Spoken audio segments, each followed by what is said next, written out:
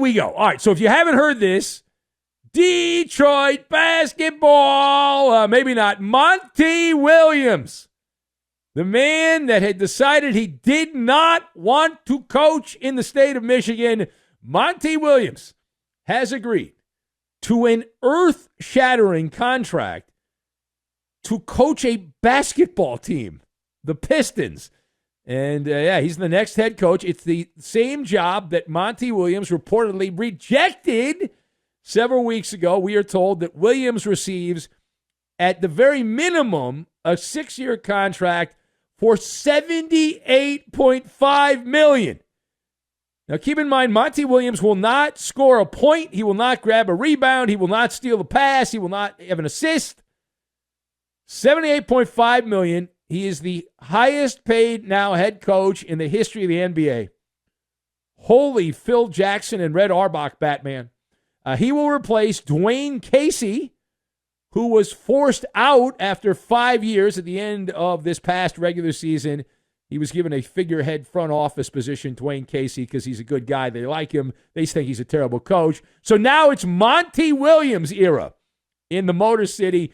So this is a big story. Let us discuss the question, why did Monty Williams have a change of heart on the Detroit Piston coaching job? So I've got Home Depot, cornfield, and totem pole. And we will combine all of these things together, and we are going to make a house the size of the Taj Mahal, because you can afford any kind of house you want with $78.5 million. So to lead off here, Monty Williams, I give the guy credit, man. What a wonderful negotiation. He played hard to get. In my mind, I don't think he was playing. This is not a good job. Monty Williams was sitting on an oil reserve.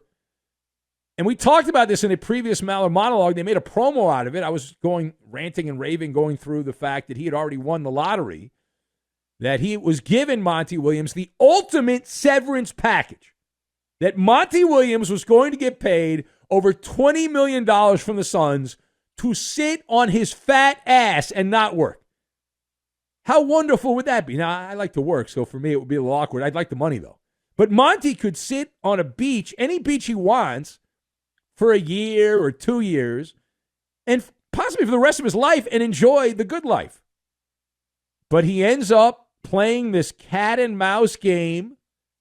It's like they often say in the dating game, the ones that play hard to get are the ones that people want. And Monty Williams played hard to get cat and mouse game with the Pistons, the ownership group. Tom Gores, I believe is the name, for old Michigan State guy who's the owner of the Pistons.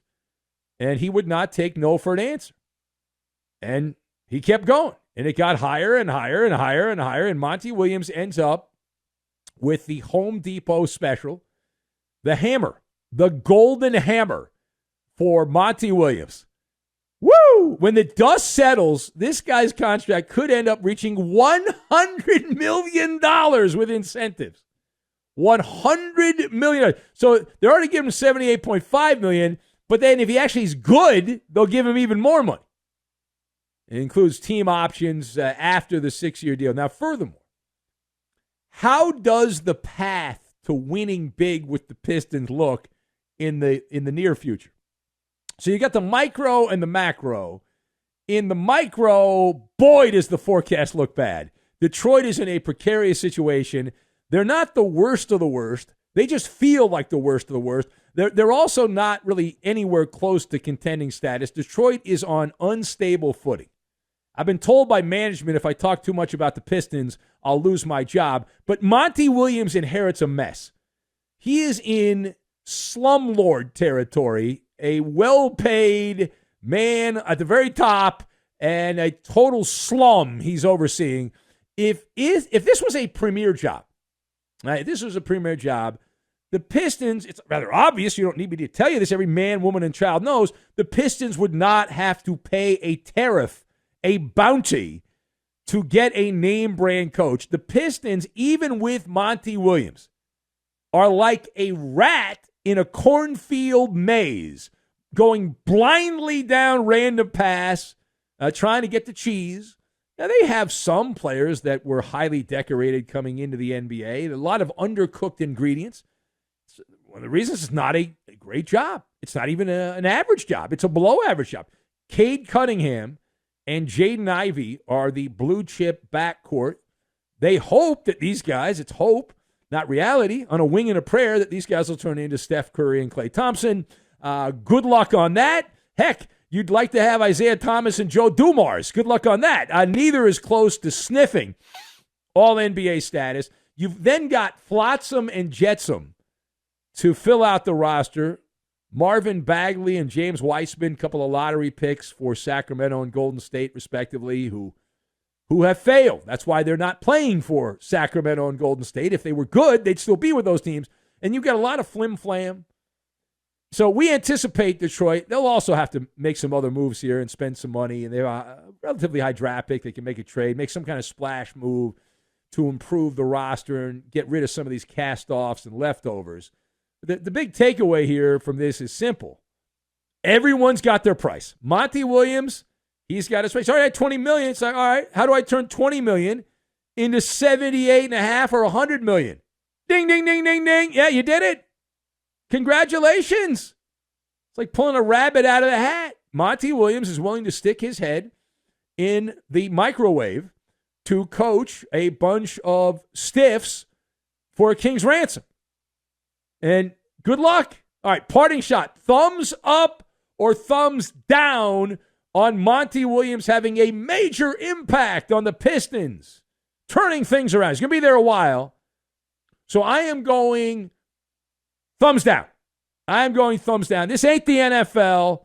Coaches are marginalized more in pro bouncy ball than any other sport, with a close second being hockey. And then baseball also. Baseball managers used to manage the game based on feel of the game. Now they go by the 3-ring binder. So it's essentially AI is managing baseball teams. And in basketball, look at the Celtics. Joe Mazzulla, you think he was actually coaching the team, or you think he was just repeating? He was the middle manager, repeating what the nerds told him to do. I'm going with the latter, but you can go with the opposite if you want. But just in general, you're coaching the Pistons. You're the low man on the totem pole. That's where the dogs urinate all over you. The dregs of basketball society. And it's been that way for years. There are very few exceptions. People will bring up the Miami Heat, and they'll say, well, there's an exception. But I would argue that Jimmy Butler is one of the great players of this generation. And if you take him out of the equation and put a middling player in, that Coach Spo and the Heat culture are not what people are talking about. Players rule the roost. They ride in the pole position. And you know who knows that more than anyone? Monty Williams. Because when Monty Williams has had terrible players, he's had losing records. When he was coaching the New Orleans Pelicans, I guess they were the Hornets when he coached them, then they became the Pelicans. But he had years where they won 21 games, 27 games, 34 games. You know why? They didn't have good players. And then when he got good players, they had good records. You think there's a connection possibly? You think that's a factor that you've got to weigh in here, that you could put anybody out there if you've got a good team? And so Monty Williams himself going to be a $100 million coach possibly. Now, the only wiggle room he's got is that he's going to be making more money than most of the players on the Pistons, likely. And he'll be under contract longer than anyone on the roster. But that only gets you so far. Over the years, it has been a proven fact that coaches do not matter much at all. In fact, the way they mostly matter is getting in the way. See Doc Rivers as an example, right? If you have a championship-level roster, you will win because of the players. The coach can only meddle and get rid of that good vibration, like Joe Mazzulla in Boston, right? Let him play Joe. You know who also believes in this theory?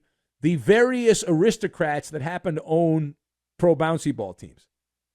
Ask the guy that owns the Milwaukee Bucks, who fired Mike Budenholzer a couple years after they beat the Suns in the championship round, or the Toronto Raptors, who let go of Nick Nurse. Both of them excommunicated. There have been 3 coaches in the last 5-6 years that were on championship teams, supposedly, that were let go. So the teams don't think they matter that much, which makes this all the more outrageous. Like, what are you doing? Was this just like a urinating match and you had to win? The owner of the Pistons, like a piece of art, and you're in a bidding war and you have to get the piece of art, and the art's Monty Williams, whatever it takes? My goodness. Gadzooks.